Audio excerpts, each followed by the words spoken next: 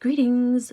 So recently I was sent even more acrylic markers from Arrtx, and I went through my usual process of making swatches and testing out the markers, and I want to share with you my impressions of these new additions to their acrylic marker range. So the first set that I got is the Simptap acrylic marker set of 24 saturated colors. They come in a really interesting packaging, and the basic idea of these is that you have to press a button at the end of the pen to get the ink flowing in the pen. It reminds me a bit of those pens that you have to shake and then you have to press on the nib to get the ink flowing, but this time instead of pressing on the nib, you press on the end of the pen. So that's my set.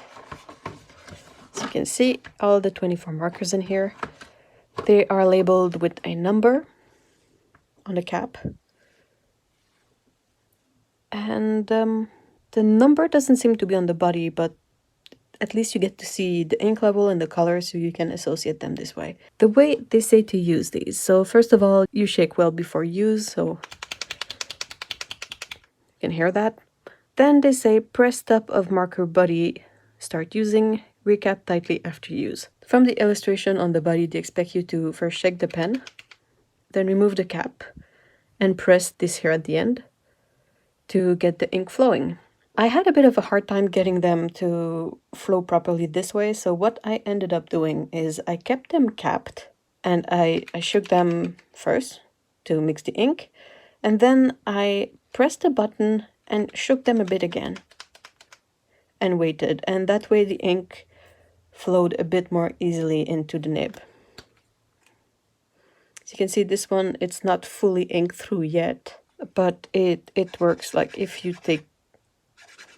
take the side that's inked, it works well. If you go to the other side, it's going to be a bit trickier to use. The only marker that gave me a bit of an issue proceeding like I did is the black one. As you can see, when I did the thing of mixing first, then keeping the cap on, pressing the end, mixing again while pressing the button, a bit of the ink flowed back in the cap this way. It's only cosmetic. It doesn't impact the way I use the pen. But yeah, that was the only one that did that. As you were able to see with the red one, the nib is a pointed felt nib. It's not particularly squishy. Like, it doesn't really behave that much like a brush nib, but you can use it on the side for large strokes and you can use it on the tip for thinner strokes. So I proceeded to do swatches once all the pens had ink flowing. This is my swatches. So of particular note with these, you get a silver and a gold, which is not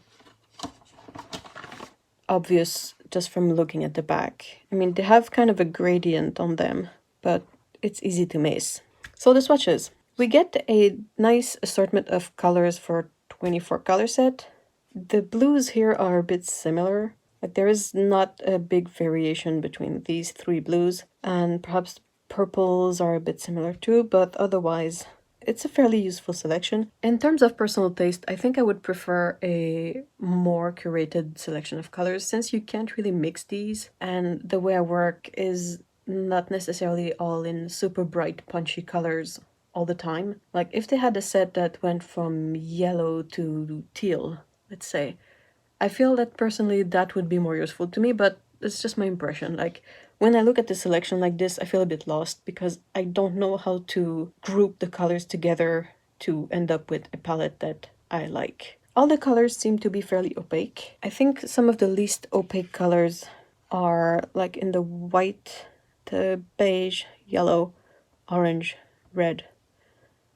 This leafy green is not super opaque either. But since these are acrylic markers, you could layer multiple applications to get to a possibly more opaque finish. I did 2 little drawings to test out the markers on actual drawings. I've reused some of the sketches I've done in the past for Patreon rewards, and I transferred them again to new sheets of paper and colored them with the acrylic markers. I went for a flat color approach because I don't really see how, like, it is not in my skill set to do some elaborate shading with these, but I had a lot of fun doing these little drawings. The colors with one application, some of the more transparent colors can be a bit patchy, but that would probably be solved by waiting until the paint is dry and doing a second pass on them.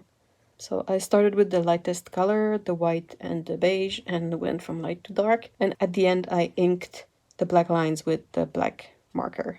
And I did similarly in terms of process for this one, but I tried to use colors that I hadn't used in this one. So it made for something a bit more funky, but I think it still kind of works. You can see that the colors are nice and matte. They don't shine, they don't catch in the light or anything. They don't go through the paper either. I am using Strathmore mixed media paper for this. It's not particularly thick, but it is full cotton paper, I think, and it has a very light texture on the surface. I did not use the silver and gold on my drawings, but you can see here they look more shiny on the dark background. On the white, they kind of look a lot more like tarnished and dull. So that's something perhaps to keep in mind. Overall, I think these are quite fun. I think they are particularly well suited for hobby crafts, and they have a really nice range of color. They seem nice and sturdy. I haven't used them a lot, so I can't say for sure, but it feels like a sturdy pen. Clips well. The nib itself is, I think, a bit better than the other type of acrylic marker they have. And I like that you can see the level of ink, so you can more easily tell when your pen is, you know, close to empty. What do you think of this product, of these marker? I really like to know your impression. I'm curious to know if you've used similar acrylic markers in the past and how you feel these would compare. Thank you very much for watching, and see ya in the next video. Bye bye!